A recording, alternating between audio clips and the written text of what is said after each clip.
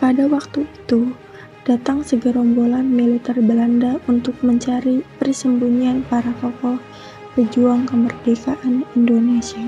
Salah satunya yaitu Kapten Lulus Kastaryo, seorang komando Kompi Siliwangi. Karena militer Belanda tidak berhasil menemukan orang-orang yang dicari, mereka akhirnya memberikan perintah secara paksa agar seluruh penduduk keluar dari rumah. Lalu, peristiwa pembantaian pun tak terelakkan lagi.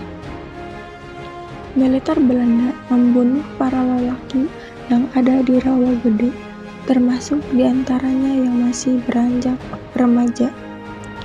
Mereka dibantai tanpa ampun, hingga pada waktu itu di Rawagede terjadi peristiwa berdarah. Itulah yang menjadi penyebab akan pembantaian yang terjadi di Rawagede, Karawang. Teman-teman bisa lihat ya, di sini ada diorama yang tentara kolonial Belanda yang kayak berjaga-jaga tuh di sekeliling itu. Terus ada ibu dan ada anaknya, mungkin suaminya gitu kan, yang ditembak mati oleh Belanda pada saat itu. Ada yang kayak suasananya tuh sedih banget ya, kayak kerasa banget gitu seseknya, sakit gitu lihat berdarah gitu. Itu peristiwa berdarah yang lumayan besar waktu itu di Rawagede kan. Ada anak kecil yang bingung di mana ayahnya, anak perempuan. Patung emas yang ada di dalam Monumen Rawagede menjadi daya tarik tersendiri bagi wisatawan yang berkunjung. Patung emas ini menceritakan kesedihan seorang ibu yang ditinggal anak laki-laki dan suaminya yang dibantai oleh tentara Belanda.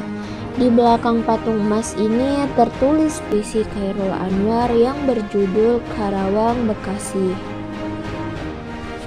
Puisi tersebut berbunyi, "Kami cuma tulang-tulang berserakan, tapi adalah kepunyaanmu. Kaulah lagi yang tentukan nilai tulang-tulang berserakan. Ataukah jiwa kami melayang untuk kemerdekaan, kemenangan, dan harapan, atau tidak untuk apa-apa? Kami tidak tahu. Kami tidak lagi bisa berkata. Kaulah sekarang yang berkata." Taman Makam Pahlawan.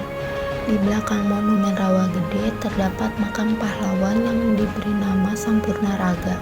Dengan total makam di kompleks pemakaman Sampurna Raga ini berjumlah 181 orang. Makam-makam di sini belum termasuk dengan yang hanyut di sungai atau dibantai di sungai. Makam-makam di sini awalnya dikubur di sebelah rumah orang-orang yang ada di sini atau di lahan keluarganya. Makam-makam yang ada di sini adalah tulang-tulang yang sudah dikumpulkan dan dipindahkan ke tempat ini. Karena dulu semua laki-laki dibunuh dan tinggal tersisa hanya wanita saja, jadi mereka bingung harus bagaimana memakamkan jasad-jasad suami dan anak-anaknya. Lalu mereka menggunakan alat seadanya untuk menggali liang dan mereka tidak berpikir untuk memandikan jasadnya. Bahkan yang menjadi kain kafannya juga, mereka menggunakan kain seadanya seperti spray dan kain samping. Di tembok-tembok Monumen Rawagede terdapat relik-relik yang menggambarkan kehidupan masyarakat Rawagede saat itu. Terlihat keseharian mereka dan apa saja yang mereka biasa kerjakan.